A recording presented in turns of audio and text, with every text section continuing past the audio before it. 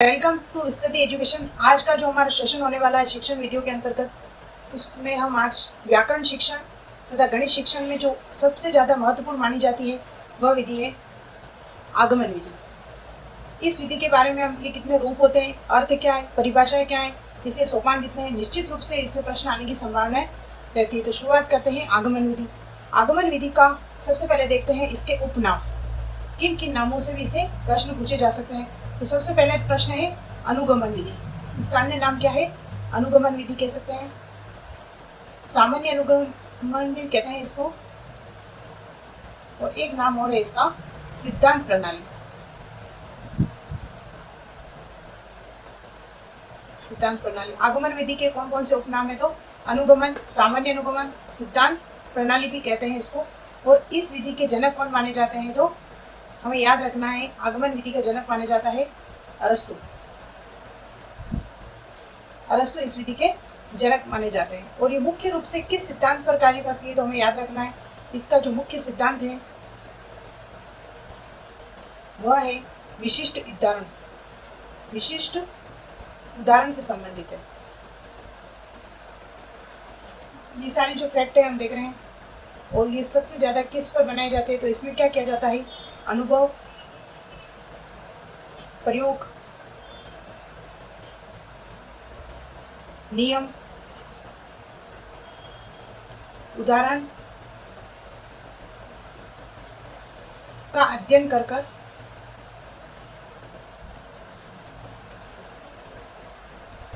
एक नियम प्रस्तुत किया जाता है।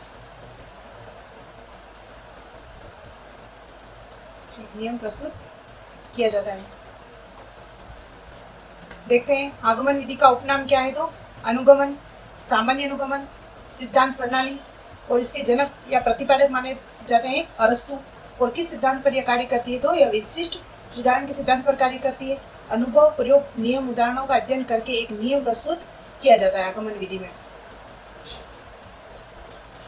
इसमें हमने ये फैक्चुअल देख लिए हैं क्वेश्चन जिस पर ये कार्य करती है। अब हम देखते हैं आगमन विधि के कौन कौन से सूत्र हैं। आगमन विधि के किस शिक्षण सूत्र पर कार्य करती है?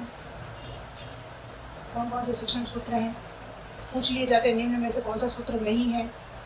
तो सबसे पहले इसका जो शिक्षण सूत्र है हमें याद रखना है, विशिष्ट से सामान्य की ओर। दूसरा है उदाहरण से नियम की ओर।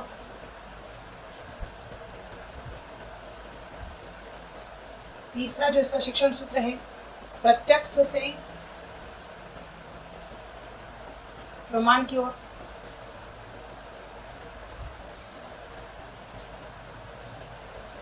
मूर्त से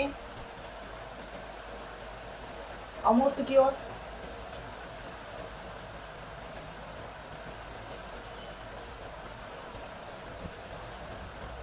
स्थूल से सूक्ष्म की ओर।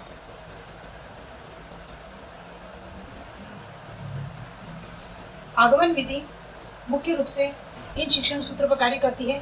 विशिष्ट से सामान्य की ओर हो गया, उदाहरण हमेशा जो भी विशिष्ट उदाहरण प्रस्तुत करेगा। आगमन विधि के जो शिक्षण सूत्र है जिसमें सबसे पहला है विशिष्ट से सामान्य की ओर। अध्यापक द्वारा विशिष्ट उदाहरण प्रस्तुत किए जाएंगे, फिर उस उदाहरणों को सामान्य नियम की ओर पहुंचा जाएगा। तो विशिष्ट से सामान्य की ओर हो गया, उदाहरण से नियम की ओर प्रतिपादित जो भी उदाहरण है उनके सामने प्रत्यक्ष है, फिर प्रमाण की ओर बढ़ते हैं। मूर्त से अमूर्त, उदाहरण जो भी है मूर्त है उनके सामने, नियम अमूर्त है इसलिए मूर्त से नियम की ओर।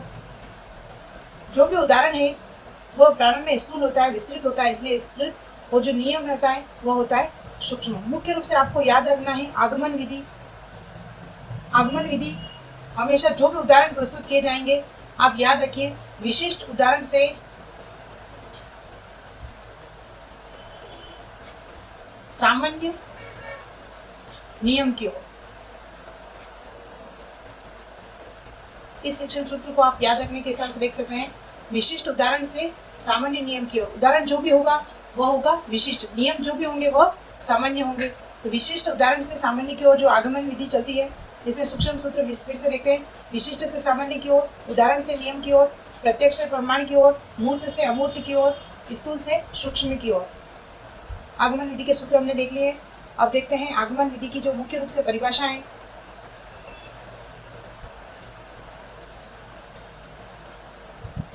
वैसे तो आगमन विधि की बहुत सारी परिभाषा है, लेकिन मुख्य रूप से मैंने यहाँ पे दो परिभाषा सम्मिलित की है, जिसमें सबसे पहला है जायसी के अनुसार।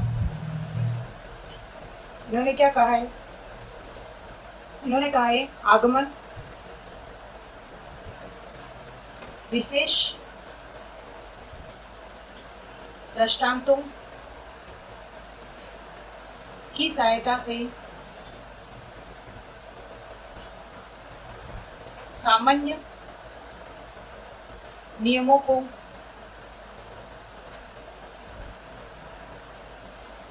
विधि पूर्वक प्राप्त करने की क्रिया है। प्राप्त करने की क्रिया है। दूसरा है यंग। इन्होंने कौन सी परिभाषा दी थी? इस विधि में बालक विभिन्न स्थूल तथ्यों के आधार पर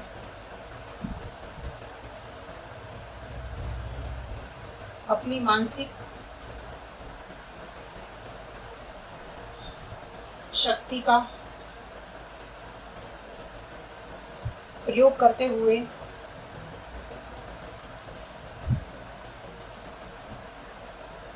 स्वयं किसी सिद्धांत, नियम अथवा सूत्र का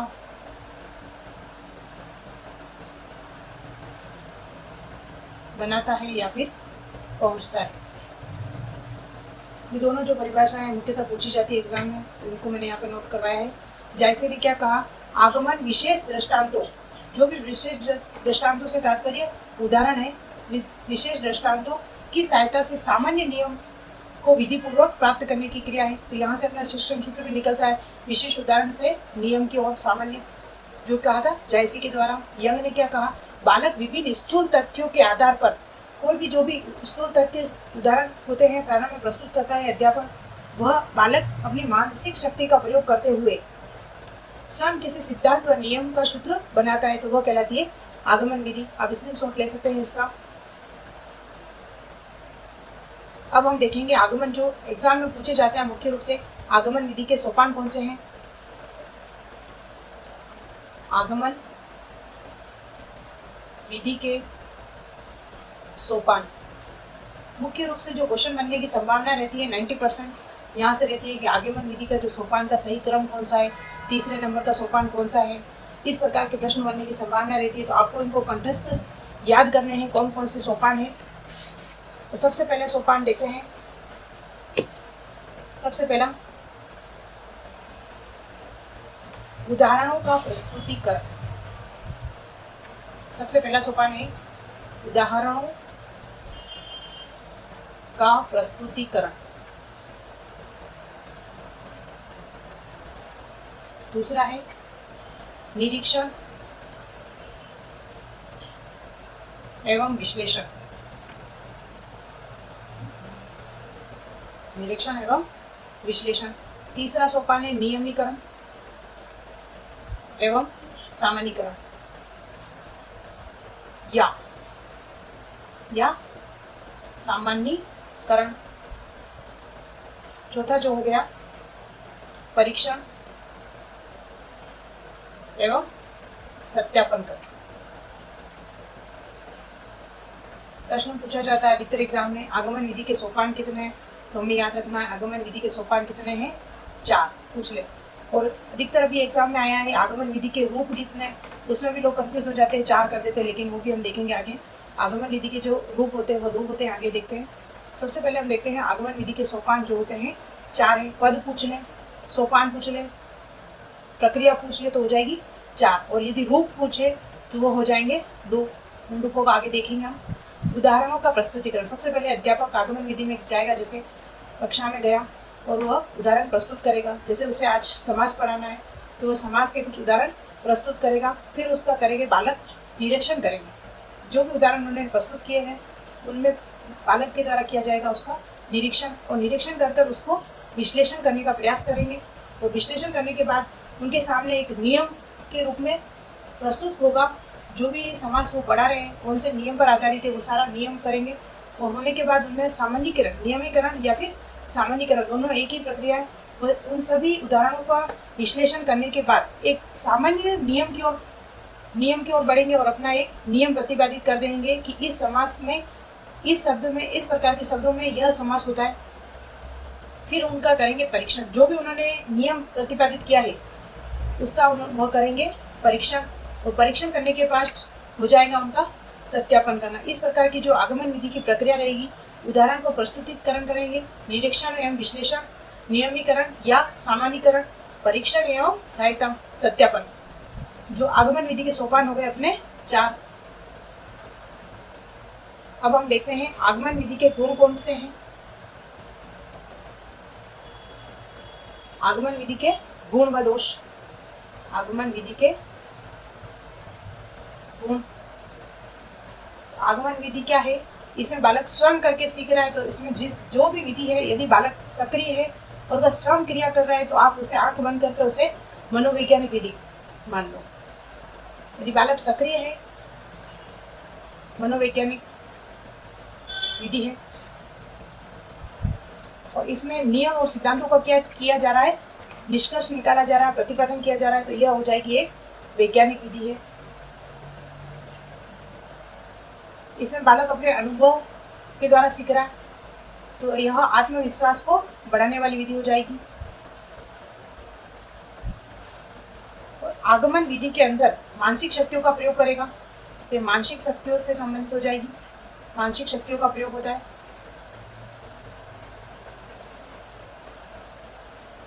इसमें बालक रुचि द्वारा कार्य करेगा, तो ये रुचि का विकास हो गया इसमें। और आगमन विधि के हम दोष देखें तो ये सबसे बड़ी दोष इसमें यह है कि यह एक खर्चीली है और इसमें समय भी अधिक लगता है। खर्चीली और समय अधिक लगता है, और एक परिश्रमी भी है।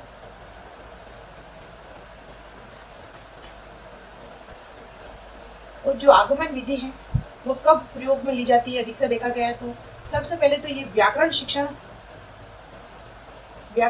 प्रारंभ कब किया जाता है, ये पूछा जाता है अधिकतर एग्जाम में। व्याकरण शिक्षण 2 प्रकार से प्रयोग किया जाता है, एक तो प्रत्यक्ष रूप से, एक अप्रत्यक्ष रूप से। परीक्षा में पूछा जाए व्याकरण शिक्षण प्रारंभ होता है तो 6ठी क्लास, और अप्रत्यक्ष रूप से प्रारंभ हो जाता है 3री क्लास से। 3री क्लास से वो 3री क्लास से व्याकरण तो प्रारंभ कर देता है, लेकिन उसे ध्यान नहीं होता है कि वह व्याकरण का शिक्षण कर रहा है। और प्रत्यक्ष रूप से उसको शिक्षण करवाया जाता है 6th क्लास से। तो व्याकरण शिक्षण की जो व्याकरण शिक्षण में सबसे ज़्यादा जो वो उपयुक्त, सर्वाधिक उपयुक्त मानी जाती है, वह मानी जाती है आगमन विधि। प्रश्न आ जाए व्याकरण शिक्षण के लिए सबसे उपयुक्त विधि है आगमन, निगमन, संश्लेषण, विश्लेषण, तो आपको ऑप्शन आगमन विधि करना है। इस प्रकार हमने देखा इसकी सीमाएं हैं, दोष कौन से, गुण कौन से। एक चीज़ और रह गई है इसमें, आगमन विधि के जो रूप वर्तमान में पूछा जाता है, आगमन विधि के रूप कौन से हैं। आगमन विधि के रूप, तो आपको याद रखना है आगमन विधि के रूप कितने होते हैं, पूछ लिया जाए तो 2 रूप होते हैं। कितने रूप होते हैं? आगमन विधि के 2 रूप होते हैं। सबसे पहला कौन कौन से 2 रूप होते हैं, तो सबसे पहले होता है प्रयोग और दूसरा होता है संयोग। प्रयोग का एक और नाम है प्रासंगिक, और संयोग का एक और नाम है समवाय। अब इन दोनों में हम अंतर समझते हैं, प्रयोग क्या है और संयोग क्या है। एक उदाहरण के माध्यम से समझते हैं। प्रयोग, अध्यापक पहले से ही निश्चित है कि वह कक्षा में जाएगा आज और आगमन विधि के द्वारा किसी भी व्याकरण के पक्ष को या किसी व्याकरण के एक प्रकरण को पढ़ाएगा, तो ये पहले से ही उसका निश्चित है। अध्यापक गया कक्षा में, उसमें पूर्व में ही निर्धारित है कि वह आज आगमन विधि के प्रयोग के द्वारा, आगमन विधि का प्रयोग करके व्याकरण शिक्षण करवाएगा। उसने व्याकरण शिक्षण करवाया।